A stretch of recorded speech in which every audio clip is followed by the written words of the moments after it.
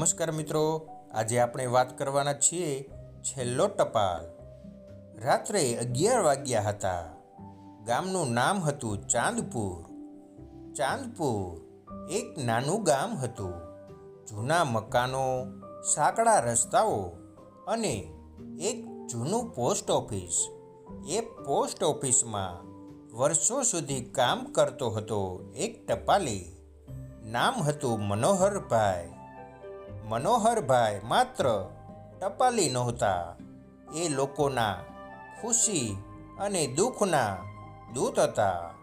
પણ એક દિવસ એક ટપાલ એવી આવી કે જે મનોહરભાઈનું જીવન જ બદલી નાખશે। એક વરસાદી સાંજ હતી। આકાશમાં વીજળી ચમકી રહી હતી। પોસ્ટ ઓફિસ બંધ થવાની હતી ત્યારે એક કાળો લિફાફો આવ્યો। તેના પર લખેલું હતું, પ્રતિ સવિતા, સરનામું જૂનું વાડું, પાંજરાપોળ પાછળ, ચાંદપુર। મનોહરભાઈ થોડા ચોંક્યા। એ સરનામું વર્ષો પહેલાં ત્યાં એક પરિવાર રહેતો હતો, પણ 20 વર્ષથી એ ઘર બંધ હતું। તેમણે પોસ્ટ માસ્ટરને પૂછ્યું, સાહેબ, આ ઘર તો ખાલી છે ને? પોસ્ટ માસ્ટર હળવા અવાજે બોલ્યા, હા, અને એ ઘરની વાતો પૂછશો નહીં। 20 વર્ષ પહેલાં એ ઘરમાં એક યુવતી રહેતી હતી। નામ હતું સવિતા। સવિતા દરરોજ પોસ્ટ ઓફિસ પાસે ઊભી રહેતી। તેને એક પત્રની રાહ હતી। તેનો પતિ સૈનિક હતો, દેશની સેવા કરતો। તે સમયની વાત છે જ્યારે ભારત અને પાકિસ્તાન વચ્ચે 1999માં થયેલ યુદ્ધ કારગિલ વાર ચાલી રહ્યું હતું। સવિતાનો પતિ કારગિલમાં હતો। દરરોજ સવિતા પૂછતી, મનોહરભાઈ, મારો પત્ર આવ્યો? અને દરરોજ જવાબ હતો ના।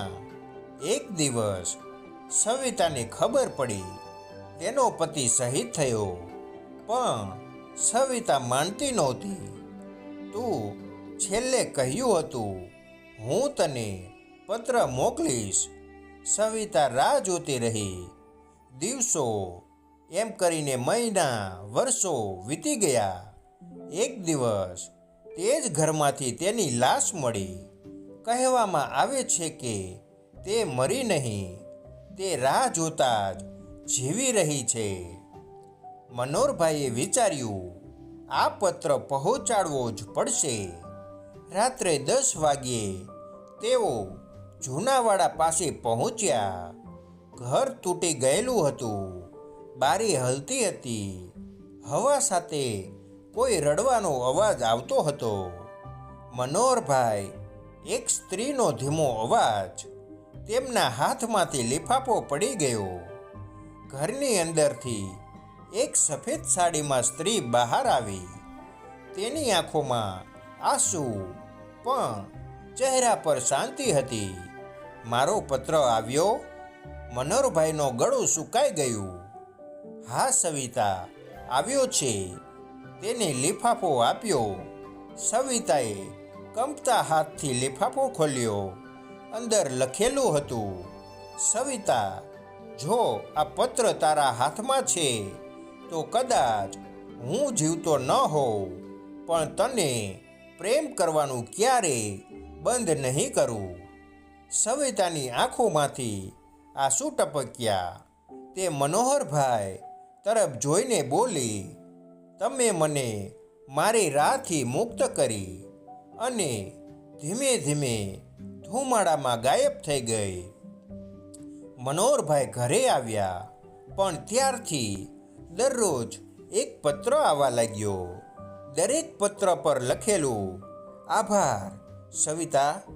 પોસ્ટ માસ્ટરે કહ્યું, આ લખાણ તો કોઈ જીવતું માણસ જ લખી જ ન શકે।